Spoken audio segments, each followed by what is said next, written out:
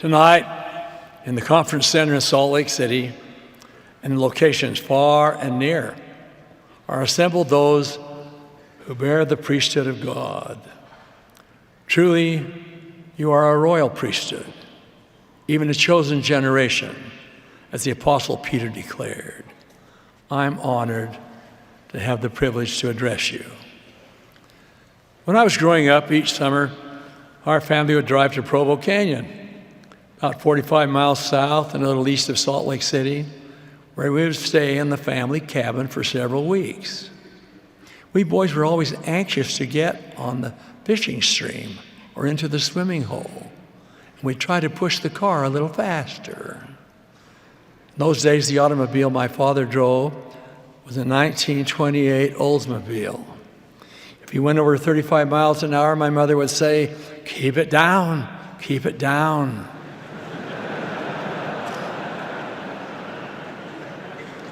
I would say, "Put the accelerator down, Dad. Put it down." Dad would drive about 35 miles an hour all the way up to Provo Canyon, or until we would come around a bend in the road and our journey would be halted by a herd of sheep. We'd watch as hundreds of sheep filed past us, seemingly without a shepherd. A few dogs yapping at their heels as they moved along. Way back in the rear, we could see the sheep herder on his horse, not a bridle on it, but a halter. He was occasionally slouched down in the saddle, dozing, since the horse knew which way to go, and the yapping dogs did the work. Contrast that to the scene which I viewed in Munich, Germany, many years ago. It was a Sunday morning. We were en route to a missionary conference. As I looked out the window of the mission president's automobile, I saw a shepherd with a staff in his hand, leading the sheep. They followed him wherever he went. If he moved to the left, they followed him to the left. If he moved them to the right, they followed him in that direction. I made the comparison between the true shepherd who led his sheep and the sheep herder who rode casually behind his sheep. Jesus said, "I am the good shepherd and know my sheep." Close quote. He provides for us the perfect example of what a true shepherd should be. Brethren, as the priesthood of God, we have a shepherding responsibility. The wisdom of the Lord has provided guidelines whereby we might be shepherds to the families of the church, where we can serve, we can teach, and we can testify to them. Such is called home teaching. And it's about this that I wish to speak to you tonight. The bishop of each ward in the church oversees the assigning of priesthood holders as home teachers to visit the homes of members every month. They go in pairs. Where possible, a young man who is a priest or a teacher in the Aaronic priesthood accompanies an adult holding the Melchizedek priesthood. As they go into the homes of those for whom they're responsible, the Aaronic priesthood holder should take part in the teaching which takes place. Such an assignment will help to prepare these young men for missions, as well as for a lifetime of priesthood service. The home teaching program is a response to modern revelation, commissioning those ordained to the priesthood to teach, expound, exhort, baptize, and visit the home of each member, and exhort them to pray vocally and in secret, and attend to all family duties, to watch over the church always, and be with and strengthen them, and see that there is no iniquity in the church, neither hardness with each other, neither lying, backbiting, or evil speaking. President David O. McKay admonished, home teaching is one of our most urgent and most rewarding opportunities to nurture and inspire, to counsel and direct our Father's children. It is a divine service, a divine call. It is our duty as home teachers to carry the Spirit into every home and every heart, to love the work and do our best will bring unbounded peace, joy, and satisfaction to a noble, dedicated teacher of God's children, end quote. From the Book of Mormon, we read that Alma consecrated all their priests, all their teachers, and none were consecrated except they were just men. Therefore they did watch over their people and did nourish them with things pertaining to righteousness. In performing our home teaching responsibilities, we are wise if we learn and understand the challenges of each of the members of each family that you might be effective in teaching and in providing needed assistance. A home teaching visit is also more likely to be successful if an appointment is made in advance. To illustrate this point, let me share with you an experience I had some years ago. At that time, the Missionary Executive Committee was comprised of Spencer W. Kimball, Gordon B. Hinckley, and Thomas S. Monson. One evening, Brother and Sister Hinckley hosted a dinner in their home for the committee members and our wives. We just finished a lovely meal when there was a knock at the door. President Hinckley opened the door and found one of his home teachers standing there. The home teacher said, "I know I didn't make an appointment to come. I don't have with me my companion, but I felt I should come tonight. I didn't know you'd be entertaining company." President Hinckley graciously invited the home teacher to come in and sit down and to instruct 3 apostles and our wives concerning our duty as members. With a bit of trepidation, the home teacher did his best. President Hinckley thanked him for coming, after which he made a hurried exit. I mentioned one more example of the incorrect way to accomplish home teaching. President Marion G. Romney, who was a counselor in the First Presidency some years ago, used to tell about his home teacher, who once went to the Romney home on a cold winter night. He kept his hat in his hand and shifted nervously when invited to sit down and give his message. As he remained standing, he said, "Well, I'll tell you, Brother Romney, it's cold outside. And I left my car engine running so it wouldn't stop. I just came by so I could tell the bishop I'd made my visits."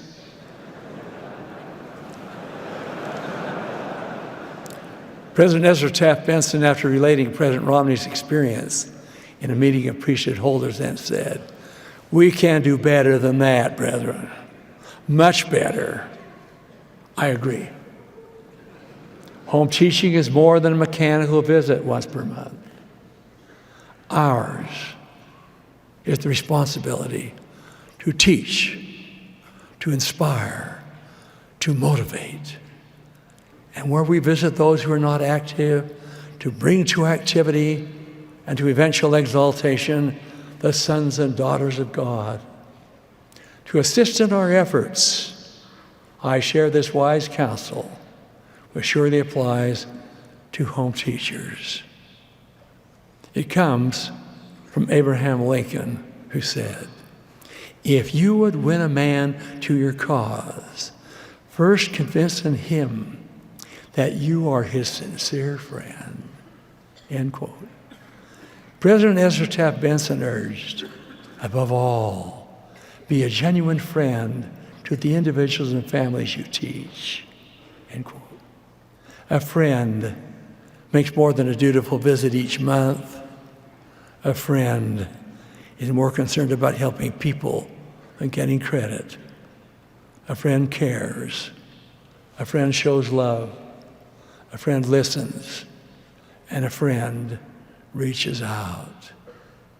Home teaching answers many prayers and permits us to see the transformations which can take place in people's lives. An example of this would be Dick Hammer, who came to Utah with the Civilian Consecration Corps during the Depression.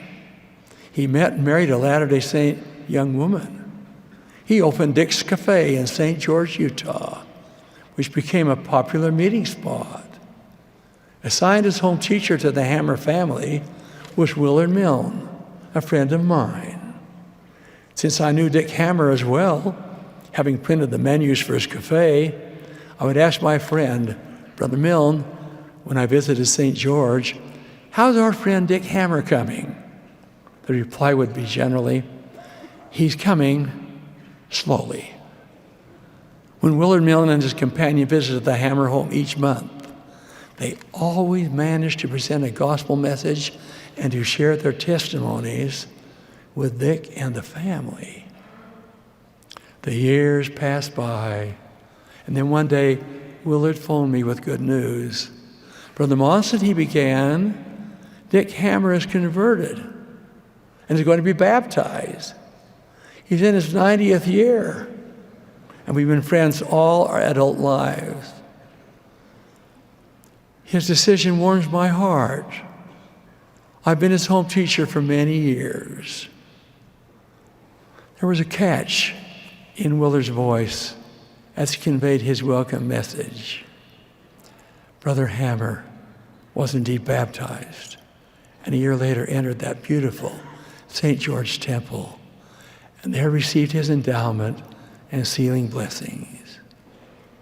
I asked Willard, "Did you ever become discouraged as his home teacher for such a long time?" He replied, "No, it was worth every effort." As I witnessed the joy which has come to the members of the Hammer family, my heart fills with gratitude for the blessings the gospel has brought into their lives and for the privilege I've had to help in some way. I'm a happy man, close quote. Brethren, it will be our privilege through the years to visit and teach many individuals, those who are less active, as well as those who are fully committed. If we are conscientious in our calling, we will have many opportunities to bless lives. Our visits to those who have distanced themselves from church activity can be the key which will eventually open the doors to their return. With this thought in mind, let us reach out to those for whom we are responsible. Bring them to the table of the Lord. Feast on His Word and to enjoy the companionship of His Spirit. And be no more strangers and foreigners, but fellow citizens with the saints and of the household of God. If any of you has slipped into complacency concerning home teaching visits, may I say, there is no time like the present to rededicate yourself to fulfilling your home teaching duties. Decide now to make whatever effort is necessary to reach those whom you've been given responsibility. There are a little extra prodding sometimes that will be needed as well to help your home teaching companion find the time to go with you. But if you're persistent, you will succeed. Brethren, in our home teaching efforts, remember they're ongoing. The work will never be concluded till the Lord And Master says, it is enough. There are lives to brighten. There are hearts to touch. There are souls to save. Ours is the sacred privilege to brighten, to touch, and to save those precious souls entrusted to our care. We should do so faithfully and with hearts filled with gladness.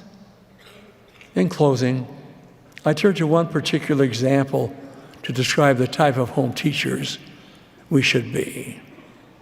There's one teacher whose life foreshadows all others. He taught of life and death, of duty and destiny. He lived not to be served, but to serve, not to receive, but to give, not to save his life, but to sacrifice it for others. He described a love more beautiful than lust, a poverty richer than treasure. It was said of this teacher that he taught with authority and not as did the scribes. His laws were not inscribed upon stone, but upon human hearts. I speak of the master teacher, even Jesus Christ, the Son of God, the Savior and Redeemer of all mankind. The biblical account says of him, he went about doing good. With him as our unfailing guide and exemplar, we shall qualify for his divine help in our home teaching. Lives will be blessed. Hearts will be comforted. Souls will be saved. We will become true shepherds. That this may be so, I pray in the name of that great shepherd, Jesus Christ.